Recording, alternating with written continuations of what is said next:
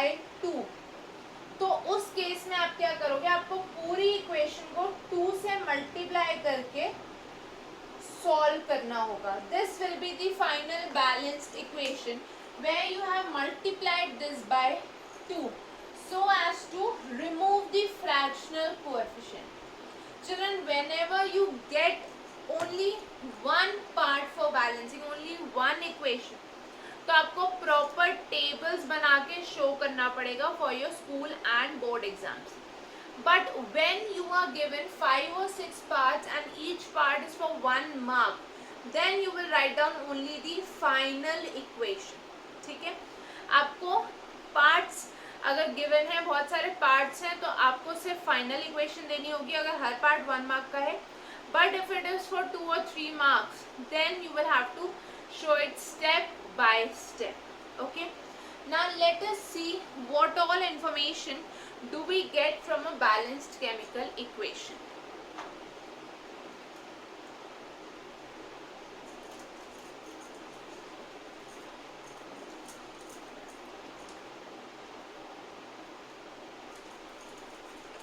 So next we are going to talk about information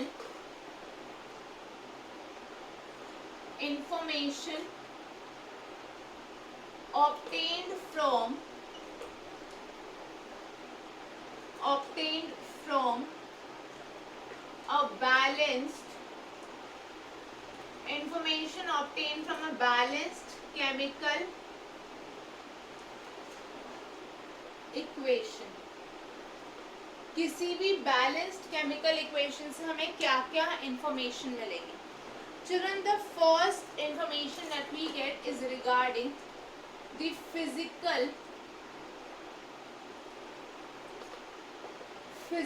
states of reactants and products.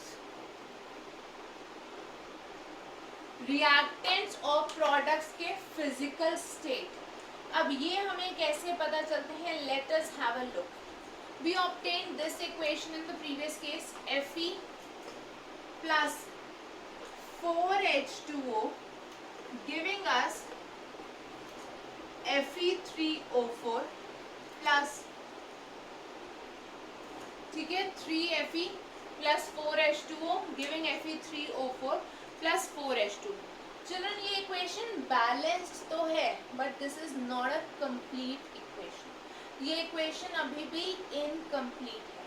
So the complete equation that we have is going to be 3Fe solid plus 4H2O liquid giving us Fe3O4 solid plus 4H2 gas. अब इसको समझते हैं ये कैसे आया हमारे पास. The symbols in the brackets, they represent the physical states of all of these species. Okay, all the symbols in the brackets represent the physical states. अब इनके मीनिंग देख लेते हैं. S means solid, small s मतलब solid, small l means liquid, G means gas.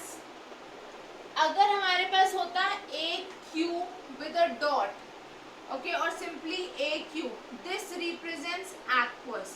जब हमारे पास aqueous solution है, okay. इसके अलावा there are certain other symbols. Upward arrow shows that there is evolution of gas. अगर अपवर्ड एरो है तो उससे हमें पता चलता है कि एवोल्यूशन ऑफ गैस है. If there is a downward arrow, this indicates formation of precipitate. हमने लास्ट क्लास में डिस्कस करा था, पीपीटी रिप्रेजेंट्स प्रेसिपिटेट. तो डाउनवर्ड एरो का मतलब है कोई प्रेसिपिटेट यानी कि कोई इनसॉल्युबल सब्सटेंस प्रोड्यूस हुआ है during the reaction. And if we have this symbol, a triangle, which is the Greek alphabet delta, तो this shows release of, or we can simply say that this shows heat. There is heat involved in the reaction. इसके लिए हम different examples लेते हैं और कौन से substances किस state में होंगे, इन्हीं examples से हमें ये भी समझ में आ जाएगा. So let us have a look at that.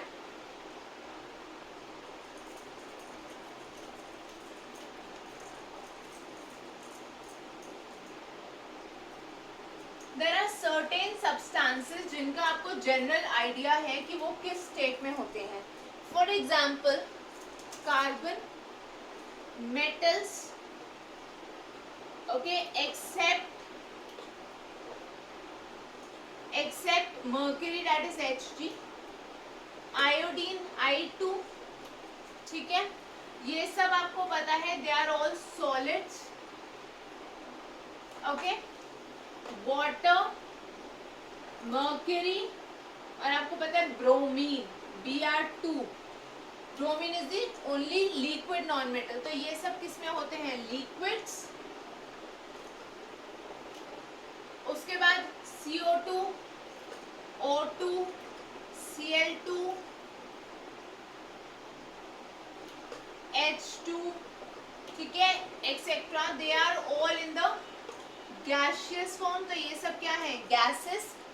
और चिल्ड्रन एक्वस क्या होगा, जो भी सॉल्यूशंस हैं, जो भी वाटर में प्रिपेयर किए हुए सॉल्यूशंस हैं, they will all B aqueous. तो ये हो गया एक general idea.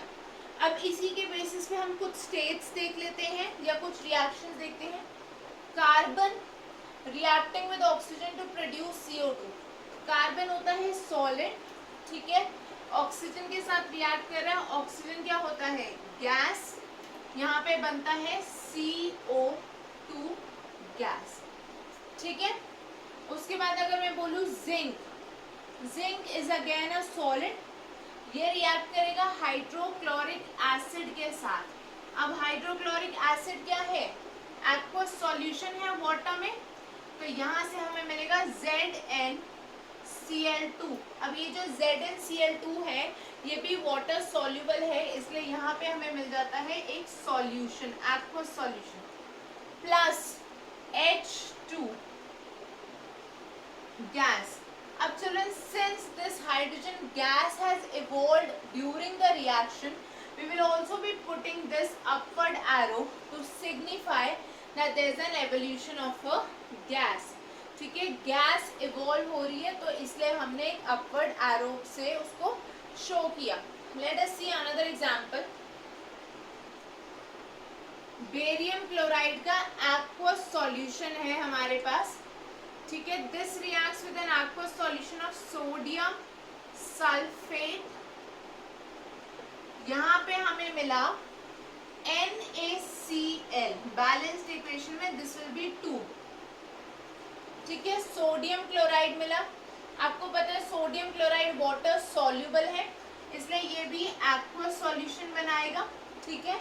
Along with that we get BaSO4. हमने लास्ट क्लास में पढ़ा था कि बेरियम सल्फेट वाटर में इनसॉल्युबल है, इसलिए this is actually a precipitate. तो ये हो गया सॉलिड, क्योंकि ये प्रेसिपिटेट है तो वो सॉलिड स्टेट में होगा. आप यहाँ पे ये भी ऐड कर सकते हो, precipitate is also going to be in the solid state, ठीक है. तो ये precipitate और इसको हमने शो कर दिया by a downward arrow.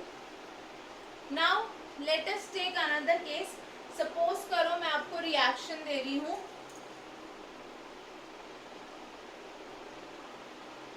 FeSO4. ये ब्रेक डाउन होता है into Fe2O3 plus SO2 plus SO3 में. 2 moles of FeSO4 will break down into Fe2O3 plus SO2 plus SO3. This is solid. ये भी solid है, ये दोनों है gases. अब चिल्ड्रन ये जो रिएक्शन होती है this occurs in the presence of heat. तो हम क्या करते हैं, हम यहाँ पे ये सिंबल लगा देते हैं, डेल्टा सिंबल, और we write it as heat. या तो आप हीट लिख दो या तो आप डेल्टा सिंबल लगा दो। Okay, so this signifies that heat is required for the reaction to occur. Now let us see what is the second information that we get from balanced chemical equations.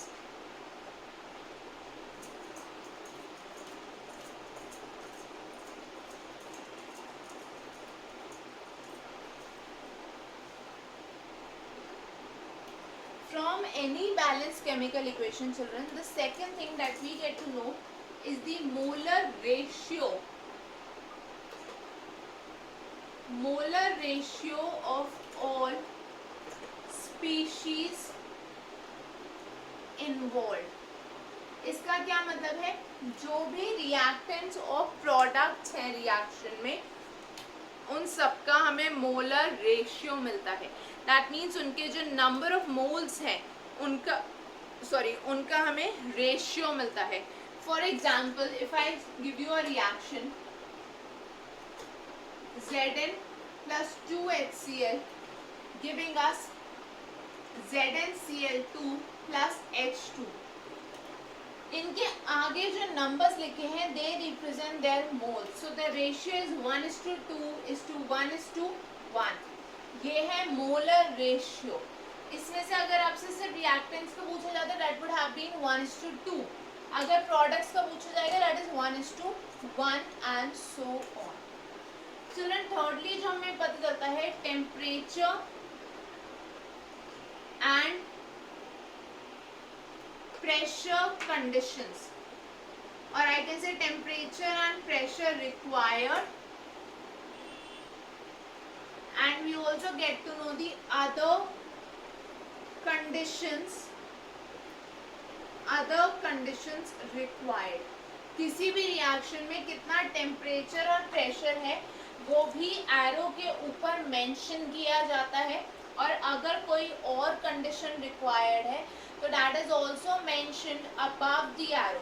For example, if I tell you that I have CO2 reacting with H2O, carbon dioxide और water की reaction जब होती है in the presence of sunlight,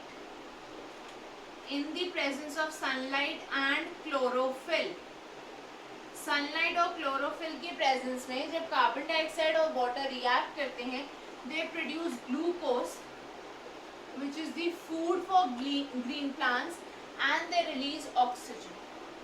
okay, this is the balanced equation. So यहाँ पे sunlight और chlorophyll जो हैं they are the conditions required for the reaction to occur. Next, children, from any balanced chemical equation we also get to know the catalyst. Now this is a new term, okay, for all of you, so you need to understand this very carefully. Catalyst क्या होता है?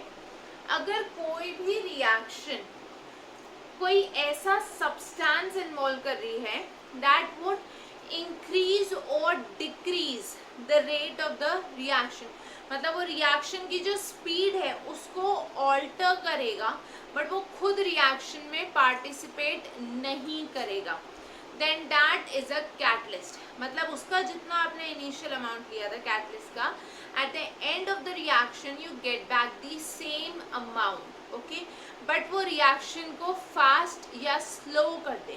सो that is also that information is also obtained from a chemical reaction. जैसे हमारी body में जितने भी enzymes होते हैं दे आर बायोकेमिकल कैटलिस्ट। वो क्या करते हैं? बायोलॉजिकल सिस्टम में कैटलिस्ट की तरह काम करते हैं, क्योंकि हमारी बॉडी में you know there are a lot of reactions going on, lot of chemical reactions going on.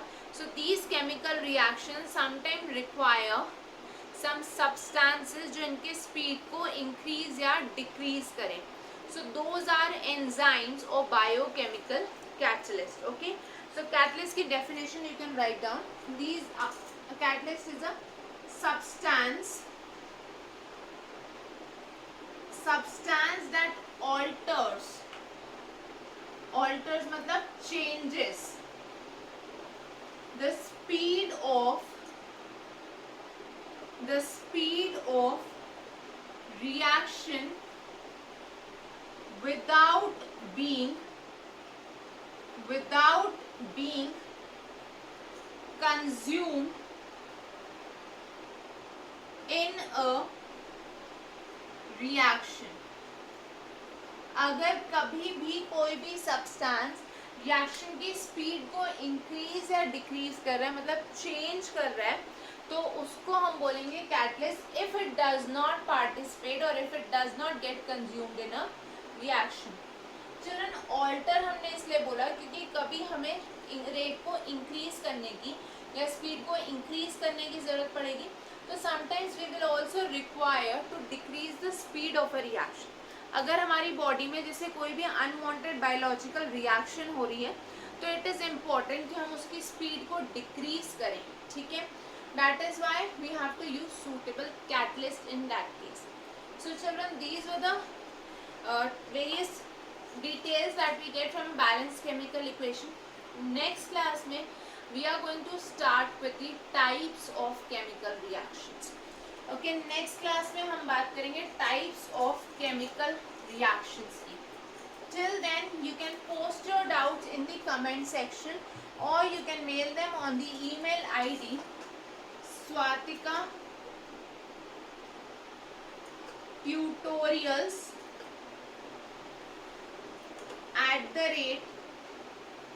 @gmail.com. तो आप इस ईमेल आईडी पे swatika.tutorials@gmail.com पे अपने डाउट्स पोस्ट कर सकते हो और you can post them in the comment section. So children, that is all for today. Don't forget to like, share and subscribe to the channel. See you all in the next class. Thank you everyone. Bye bye. Take care. Have a great day.